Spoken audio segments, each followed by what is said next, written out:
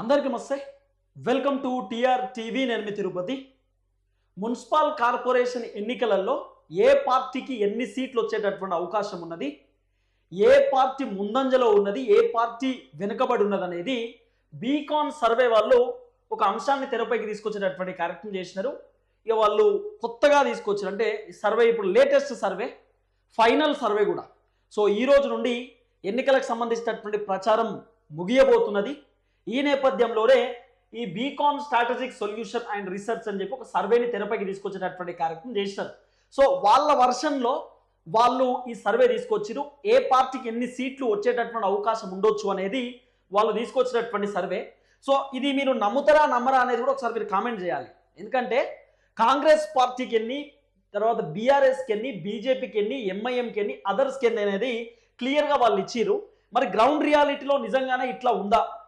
తర్వాత వాళ్ళు municipalities wise, అంటే డివిజన్ల వైజ్ కూడా ఇచ్చేటటువంటి కార్యక్రమం చేసినారు. జిల్లాల వారీగా ఎన్ని సీట్లు రావచ్చు, ఏం కథ అనేది కూడా చాలా క్లియర్గా వాళ్ళు ఒక రిపోర్ట్ ఇచ్చారు. ఈ రిపోర్టు కరెక్టా కాదా అనేది మీ ఒపీనియన్లో మీరే కామెంట్ రూపంలో తెలియజేసేటటువంటి కార్యక్రమం చేయండి.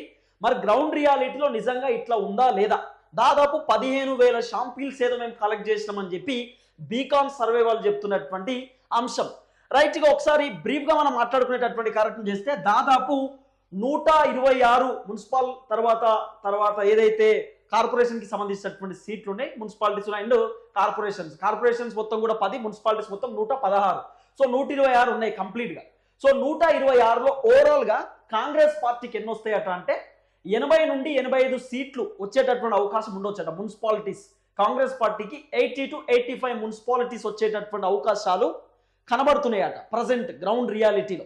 మరి నిజంగానే కాంగ్రెస్ పార్టీకి ఈ మున్సిపాలిటీ ఎన్నికలలో 80 నుండి 85 సీట్లు వచ్చేటటువంటి అవకాశాలు గ్రౌండ్లో ఉందా? మీరే కామెంట్లు పెట్టాలి. మీకే తెలుస్తుంది మరి 80 నుండి 85 సీట్లు కాంగ్రెస్ పార్టీ గెలుస్తుందా? నిజంగా అంత సీన్ ఉందా? జనాలు కాంగ్రెస్ పార్టీ వైపే ఉన్నారా? ఇంకా ఇప్పుడు బీఆర్ఎస్ వైపు ఉన్నారా, కాంగ్రెస్ వైపు ఉన్నారా? రేవంత్ రెడ్డి భారీ బహిరంగ సభలు పెట్టి తిరుగుతున్నాడు, ఆ సభలు వర్కౌట్ అయ్యేటటువంటి అవకాశం ఉందా? ఇవన్నీ కూడా ఒకసారి మీరు కామెంట్ చేసేటటువంటి కార్యక్రమం చేయండి. సో మొత్తానికి కాంగ్రెస్కి 80 నుండి 85 మున్సిపాలిటీలు అయితే బీఆర్ఎస్ పార్టీకి అప్పట్లో దాదాపు 116 నుండి 113 అనుకుంటా ఎన్నో వచ్చినట్టున్నాయి.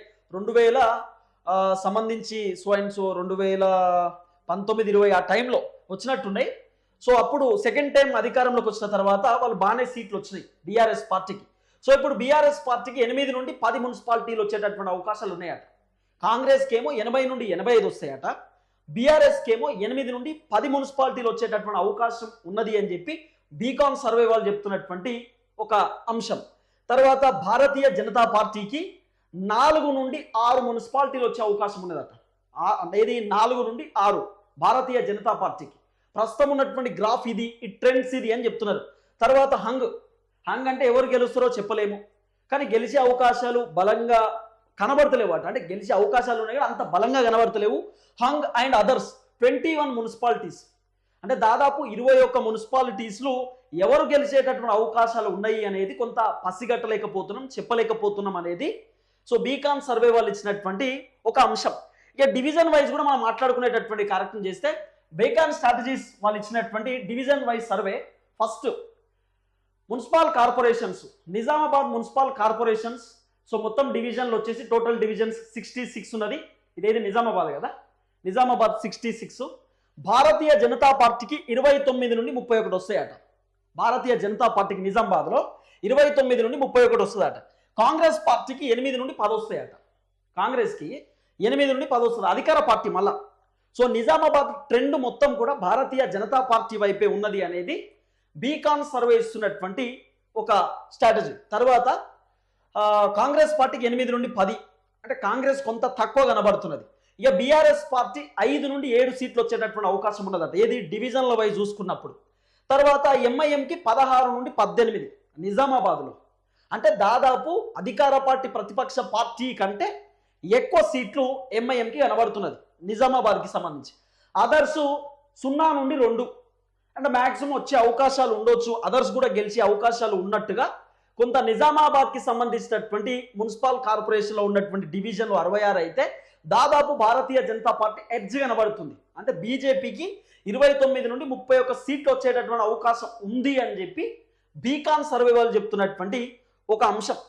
తర్వాత నిజామాబాద్ కార్పొరేషన్ ప్రొజెక్షన్ అట సర్వే బీకాన్ వాళ్ళు ఏదో గ్రాఫ్ పట్టుకొచ్చినారు. సో ఇక్కడ భారతీయ జనతా పార్టీకి 48%, కాంగ్రెస్కి 14%, బీఆర్ఎస్కి 10%, ఎంఐఎంకి 27%, అదర్స్కి 2%. సో పర్సంటేజ్ వైజ్ పట్టుకొచ్చినారు. కరీంనగర్ మున్సిపల్ కార్పొరేషన్ చూసుకుంటే సో డివిజన్లు మొత్తం 66 ఉన్నాయి కరీంనగర్కి సంబంధించి. తర్వాత భారతీయ జనతా పార్టీ 23 నుండి 25 అట కరీంనగర్లో కూడా. నిజామాబాద్లో భారతీయ జనతా పార్టీ ఊపు కనబడుతున్నది, కరీంనగర్లో కూడా భారతీయ జనతా పార్టీ ఊపు కనబడుతున్నది.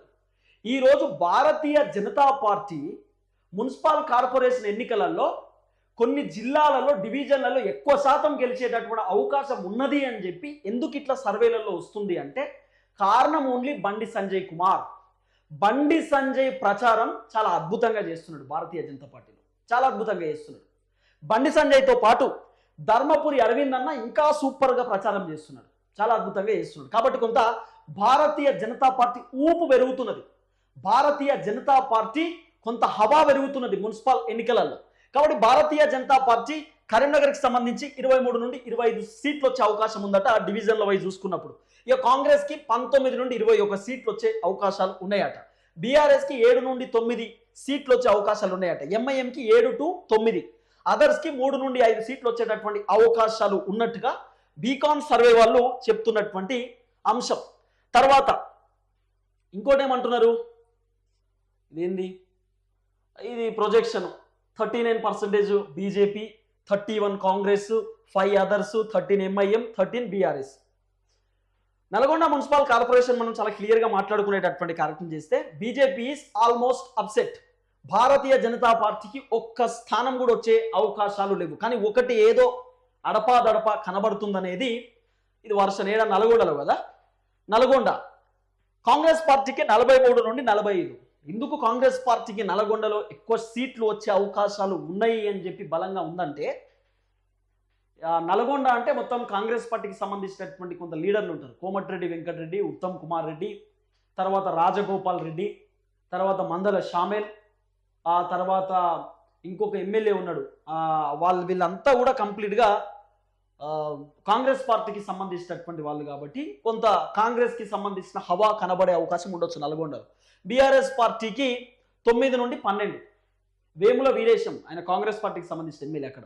వీళ్ళందరూ కాంగ్రెస్కి సంబంధించిన వాళ్ళు కాబట్టి కొంత అవకాశాలు ఉన్నాయి. బీఆర్ఎస్కి 9 నుండి 12 అట, అదర్స్కి 2 నుండి 3. సో ఆల్మోస్ట్ నల్గొండకి సంబంధించినటువంటి వ్యవహారంలో దాదాపు 60 డివిజన్లు ఉంటే కాంగ్రెస్ పార్టీ 43 నుండి 45, అంటే సగానికి సగం 90% కాంగ్రెస్ పార్టీ క్లీన్ స్వీప్ చేస్తున్నది ఏది నల్గొండలో.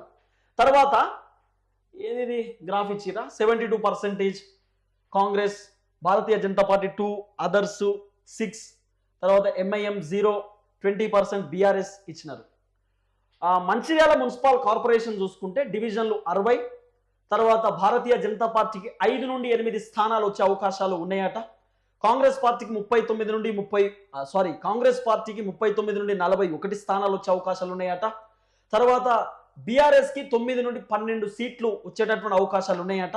ఎంఐఎంకి 0, అదర్స్కి 2 నుండి 3 అట. ఇదేది మంచిర్యాలకు సంబంధించిన మున్సిపల్ కార్పొరేషన్. తర్వాత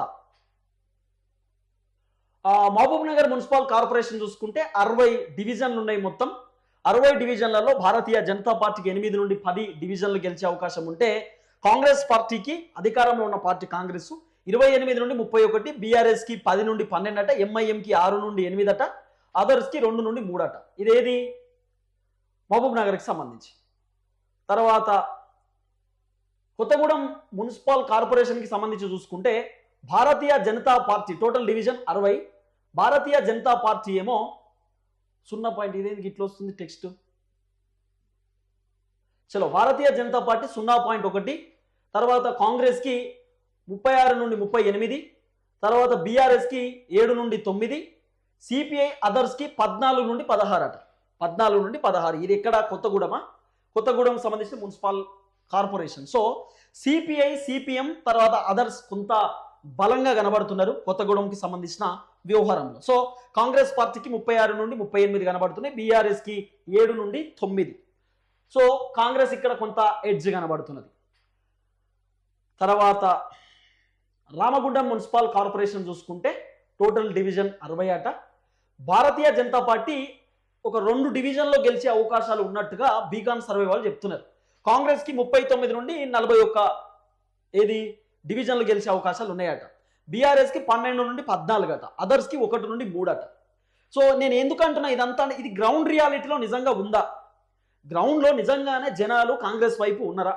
ఇప్పుడు ఏ పార్టీకి అయితే ఈ సర్వే సంస్థలు ఎక్కువ శాతం గెలిచే అవకాశాలు ఉన్నాయని చెప్తున్నారో, నిజంగానే కాంగ్రెస్ పార్టీ వైపు జనాలు అంతమంది ఆసక్తి చూపుతురా?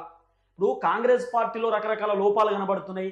రైతు బంధు, రుణమాఫీ, పెన్షను, తర్వాత ఉద్యోగాలకు సంబంధించిన అంశం, ప్రభుత్వం పైన తీవ్రమైనటువంటి వ్యతిరేకత ఉన్నది.